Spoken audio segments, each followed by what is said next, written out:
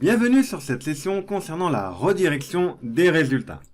Alors on avait vu au cours des sessions précédentes que par défaut, tous les résultats sont affichés dans la console PowerShell.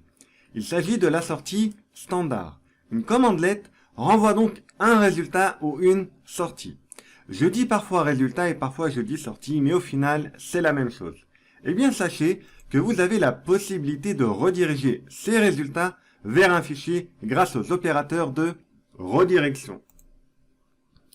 Pour rediriger un résultat, il faut utiliser le symbole supérieur. Par exemple, si on souhaite rediriger le résultat d'une commandelet vers un fichier, on va utiliser le signe supérieur. Si vous utilisez uniquement le signe supérieur et que vous redirigez le résultat vers un fichier existant, vous allez écraser le contenu existant. Vous avez donc la possibilité d'utiliser un double symbole supérieur pour éviter d'écraser le contenu existant. Et si vous souhaitez rediriger uniquement les erreurs vers un fichier, vous allez utiliser le chiffre 2 suivi du symbole de supériorité. Pareil, si vous souhaitez rediriger les erreurs sans écraser le contenu, vous allez utiliser deux fois le signe supérieur. Vous aurez donc compris que le chiffre identifie le flux qui sera redirigé. Le chiffre 2 indique qu'on va rediriger le flux des erreurs. On va revenir ici sur notre machine virtuelle et on va ouvrir la console PowerShell. Donc ici, exécuter pwsh.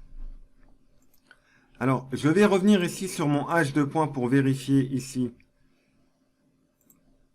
qu'il n'y a pas de fichier. Ok, tout est bon ici à ce niveau-là. Alors là, ce qu'on va faire, c'est que par exemple, on va taper la commandelet get-process. On valide et là, vous voyez que PowerShell me renvoie une collection d'objets avec l'ensemble des processus qui tournent sur la machine. Donc là, ici, vous voyez que la commandelet redirige par défaut son résultat ici sur la console PowerShell.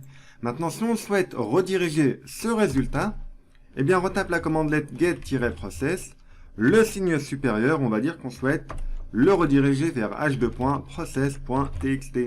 On valide. Et là, vous voyez que PowerShell ne m'a pas renvoyé le résultat ici dans la console PowerShell, mais a bien redirigé le résultat vers le fichier ici. Et donc là, vous voyez qu'on a ici l'ensemble des process qui ont bien été redirigés dans ce fichier. Maintenant, si on retape de nouveau, par exemple, une nouvelle commandelet pour vous montrer l'exemple, si je tape get-date, je redirige vers h2.process.txt, je valide, et là, on revient ici vers le fichier process. Vous voyez que le contenu du fichier a été supprimé. On avait ici donc l'ensemble des process qui tournaient sur la machine, et maintenant on a la date.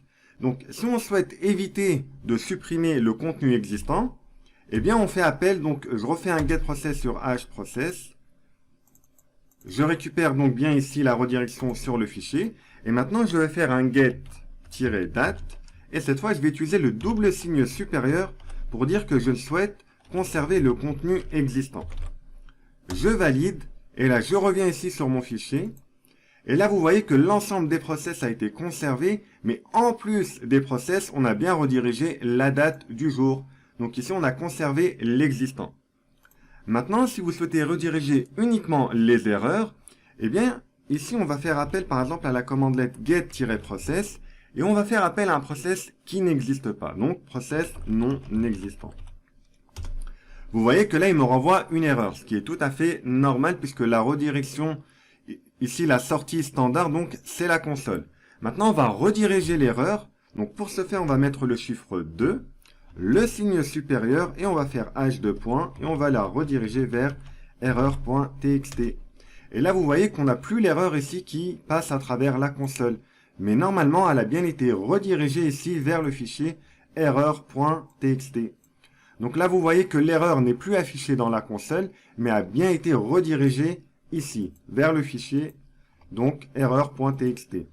Donc le même principe, pour éviter d'écraser le contenu existant, il faudra utiliser deux fois le signe supérieur. On valide et on va vérifier le fichier ici. Et là, vous voyez qu'il n'a pas écrasé le contenu existant, mais m'a bien ici donc rajouté une nouvelle entrée. Voilà donc pour ce qui est des opérateurs de redirection. Merci d'avoir suivi cette session et je vous dis à bientôt pour une prochaine session.